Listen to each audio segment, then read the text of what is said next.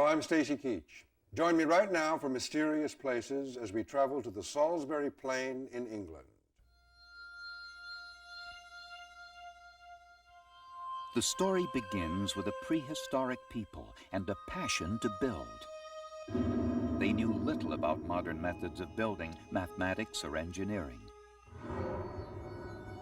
Their tools were crude, yet their ambitions were grand.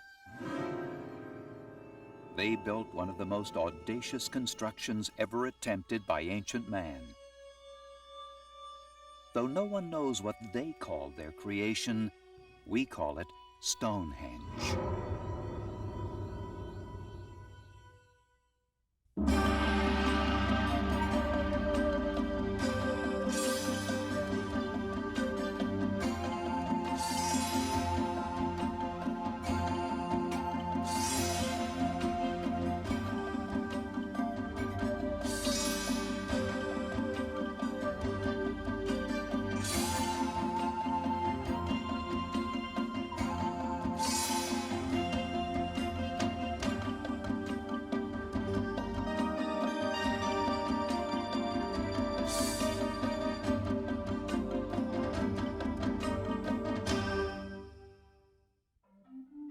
Several hundred years ago, a small blacksmith shop operated in the town of Amesbury, England.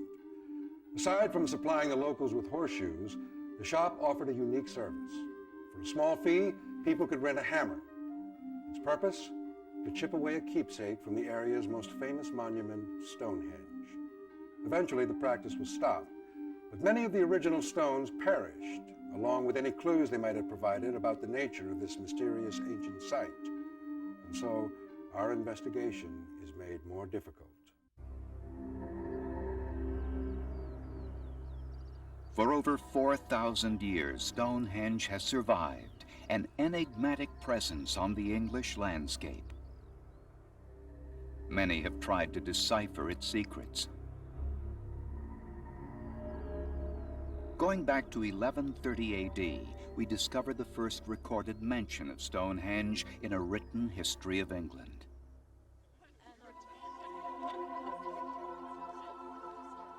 Since then, thousands of visitors have come to the Salisbury Plain, 80 miles west of London, to witness for themselves the ancient grandeur of Stonehenge. Stonehenge is simply designed, yet it still manages to inspire awe. Approaching the circle, you are struck by the sheer size of the stones. The T-shaped stones known as sarsens tower 22 feet high. The largest weigh up to 45 tons. Hidden in the shadow of the sarsens, you discover what remains of over 80 smaller stones called blue stones. Of more than 160 stone blocks originally at Stonehenge, only a handful remain. According to archaeologist and author Christopher Chippendale, they tell the story not only of Stonehenge, but also of those captivated by its presence down through the ages. These stones have been standing here, upright, in the English rain for something over 4,000 years, and they show it. They're very smooth and worn, and in all that time, people have come here and left their human marks on the stones. Just on this one stone, here is a prehistoric carving of an axe made about 1500 BC, another of a dagger from perhaps 3,500 years ago, from when Stonehenge was only a few hundred years old. And then in our own time, tourists and visitors have left their initials. This is one of the best carved ones, done in a style of lettering that shows it was done in the 17th or the 18th centuries. Today's visitor no longer has the opportunity to leave his mark. Unlike earlier generations, modern-day tourists can no longer walk amidst the stones. They can only observe Stonehenge from a distance, and quite often through a rainy haze. Yet one thing has remained consistent, past and present, the sense of awe you feel when approaching these towering stones. Archaeologist Julian Richards is among the curious. I think what the mystery that engaged people's imagination for so long was not so much the questions that modern archaeologists ask, like how old is it and what culture built it, but just who built it, who could possibly have raised these enormous stones, some of which weigh as much as 45 tons, and then put beautifully shaped stone lintels on top of them. Who built Stonehenge, and for what purpose? These questions dominate any discussion of Stonehenge. Over the centuries, they've inspired tales of sorcery, healing rites, and pagan rituals. During the Middle Ages, people believed the legendary wizard Merlin conjured up Stonehenge. Then, in the early 17th century, more plausible theories evolved based on science and archaeology. One of the earliest came from John Aubrey. Considered one of Britain's first archaeologists, Aubrey investigated the site in 1740. His conclusion? Stonehenge was a sacred temple built around 400 BC by a powerful sect of Celtic priests known as the Druids. The Druids worshipped nature and often performed ceremonies involving animal and human sacrifice. By linking the Druids to Stonehenge, Aubrey cast an ominous shadow over the site, one that continues to this day. But was it accurate? Did the Druids build Stonehenge? Did they actually worship here?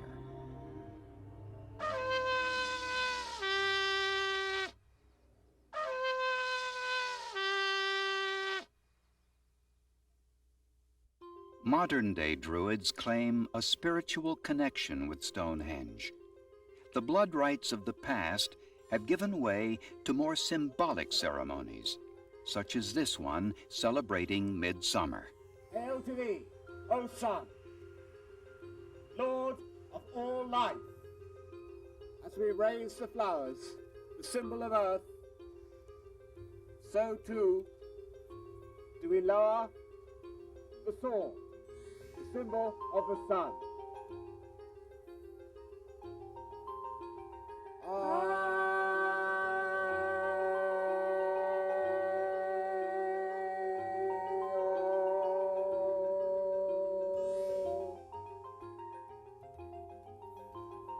Blessed be.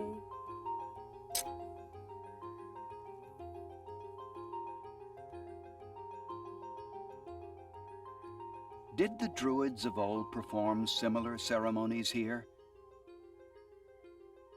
Christopher Chippendale doesn't believe so.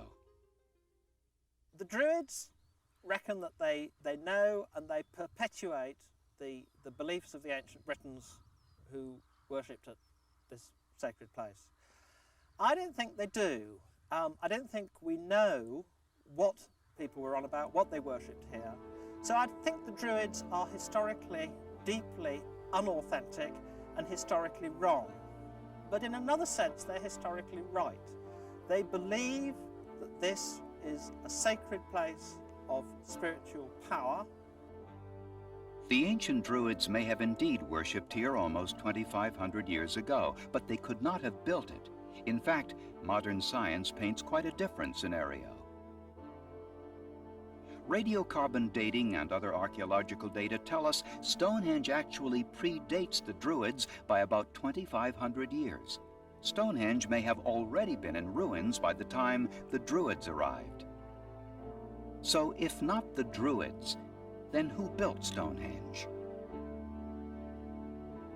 What force, spiritual, cultural, perhaps even economic, drove them to undertake this monumental task? Science tells us that, remarkably, Stonehenge was not built by one group of people, but by several. They took approximately 20 centuries to perfect their creation. The people that built Stonehenge were the Neolithic and Bronze Age inhabitants of this part of Wiltshire, people between about 3000 BC and 1500 BC, who were starting to become farmers. They'd moved away from wandering the landscape, hunting and gathering for food, so they were starting to settle down.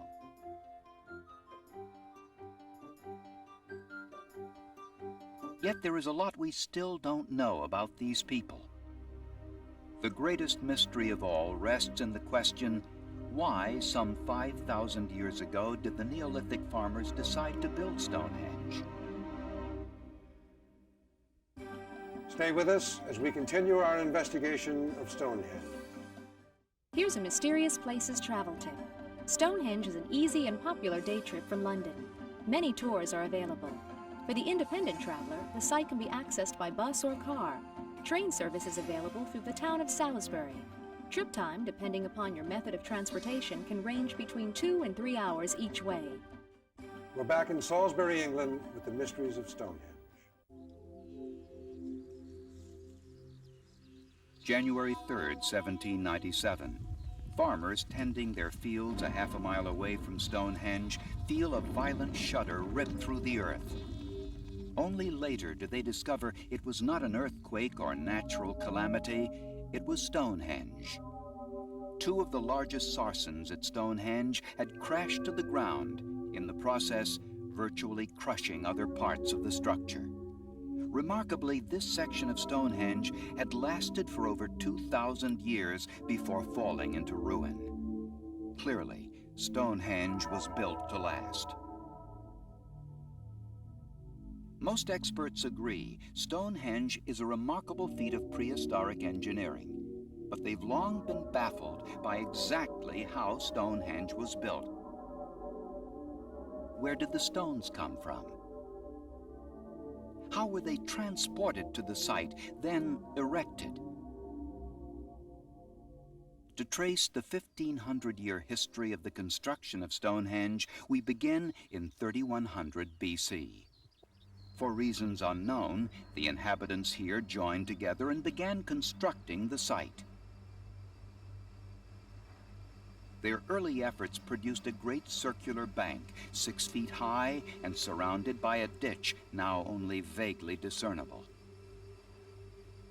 Because of evidence found at other sites in the area, many believe a temple made of timber once stood at the center of Stonehenge, though we find no traces of its existence. Then, after 500 years, the people who began building Stonehenge mysteriously abandoned the site. It remained unfinished until 2000 BC, when the powerful dynasties now ruling the plains claimed Stonehenge as their own. They began the large-scale stone construction which identifies Stonehenge. But research has shown the stones used in its construction came from elsewhere, some from hundreds of miles away. How did the stones get here? Most experts believe the blue stones came from the Preseli Mountains in southwest Wales. It probably took thousands of men over 100 years to complete the task. They did it without wheeled carts, or some say even without the help of oxen or other animals. What methods did they use for transporting the stones? Most agree the blue stones were hauled on logs to the water, then transported by boat along the Avon River. The Sarsens arrived about 100 years later from the Marlborough Downs, 20 miles north of Stonehenge. Too heavy for water transport, they were probably pulled over rough terrain on massive rollers with ropes made of animal hair. But once the Sarsens arrived at the site, how did the workers raise them upright? Again, there's much speculation. Many believe the builders dug foundation pits, then raised the stones with ropes. They etched grooved joints into the sarsens and lintels before beginning the final phase. Wooden platforms were stacked on top of each other, elevating the lintels, which were then placed on top of the sarsens.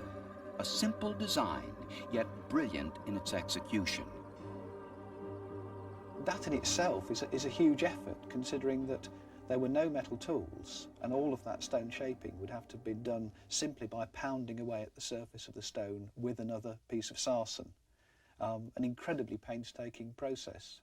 So we can estimate the time that was taken to build it as several 100,000 days of people's effort, if not into the millions.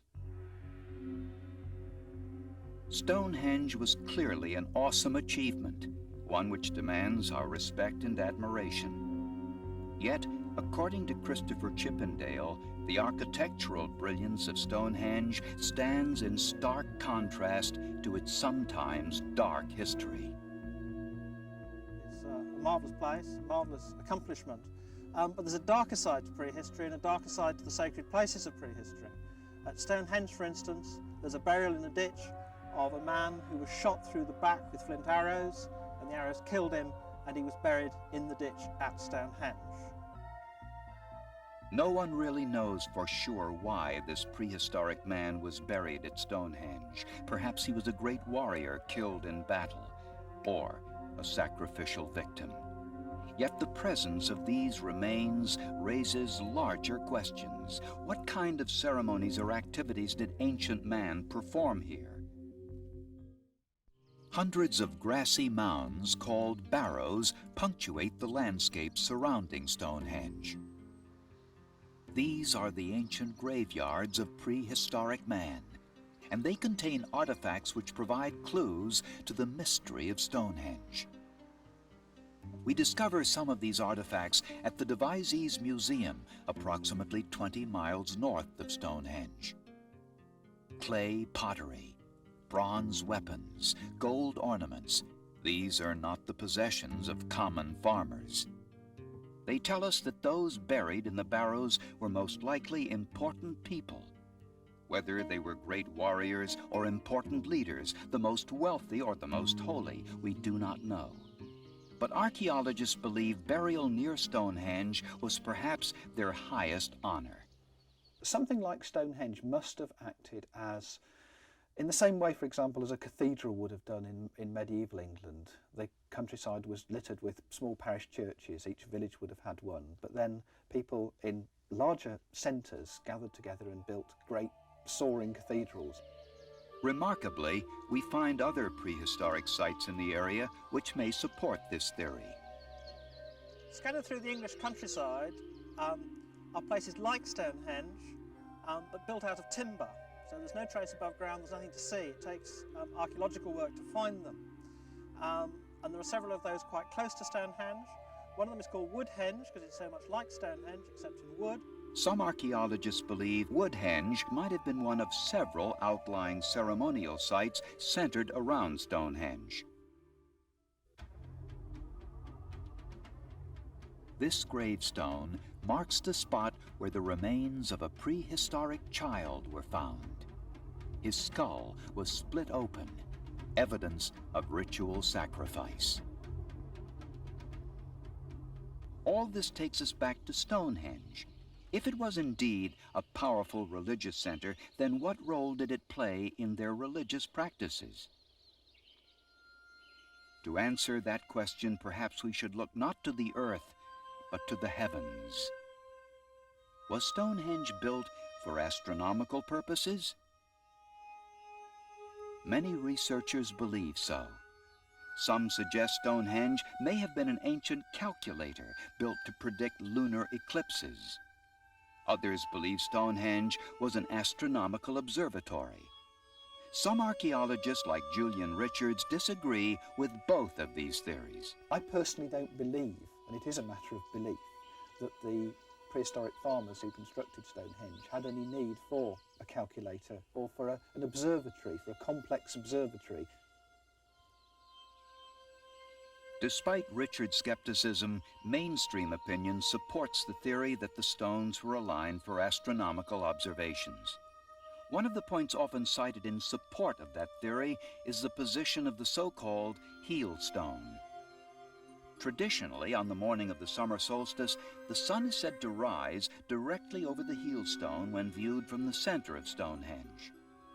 Still, some skepticism remains. Astronomers will demonstrate that there are a whole series of very complex astronomical alignments that can be seen from Stonehenge. It's a site that's got so many potential alignments, so many stones, so many burial mounds on the horizon all around it, that my feeling is that you can construct almost anything you want out of Stonehenge. Stonehenge is and always will be an enigma. Was it an astronomical observatory? A prehistoric burial ground? A massive stone church where strange and mysterious rituals took place?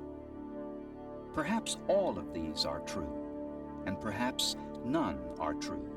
We may never know.